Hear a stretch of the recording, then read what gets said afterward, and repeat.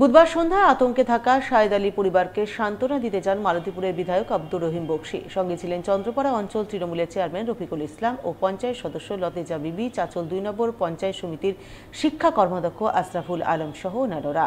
শাহেদ আলীর মা মালেকা ওয়েওয়াকে আর্থিক সাহায্য তুলে দিয়ে বিধায়ক বলেন, অন্যান্য রাজ্য থেকে পশ্চিমবঙ্গে বহু শ্রমিক কর্মরত, কিন্তু এখানে তাদের হেনস্থা হতে হয় না। কিন্তু আমরা শ্রমিকেরা বাংলাভাষী হওয়ায় হেনস্থার শিকার হচ্ছি। এটা বিজেপির ষড়যন্ত্র। সংবিধানে এটা কোথাও লেখা ছিল না একটা রাজ্যের মানুষ একটা রাজ্যে কাজ করতে পারবে না। ধর্মনিরপেক্ষতার কথা বলা ছিল, এক সম্প্রদায়ের মানুষ আরেক সম্প্রদায়ের মানুষকে আক্রমণ করতে পারবে না। বিদেশি যারা আছে, বহিরাগত যারা আছে, তাদের বিরুদ্ধে অবশ্যই ব্যবস্থা গ্রহণ করা হবে।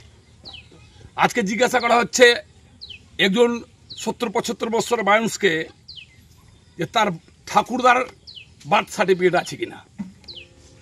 ওই লোকটা বার্থ সার্টিফিকেট দেখাবে, আমি নিয়ে গিয়ে তার বার্থ সার্টিফিকেট দেখাবো, কিন্তু প্রথমে মোদির ঠাকুরদার সার্টিফিকেটটা দেখাতে হবে, মোদির বাপের সার্টিফিকেটটা দেখাতে হবে, এখানে অমিত শাহর বাপের সার্টিফিকেটটা দেখাতে হবে, এখানে রাজনাথ সিং এর বাপের সার্টিফিকেটটা দেখাতে হবে।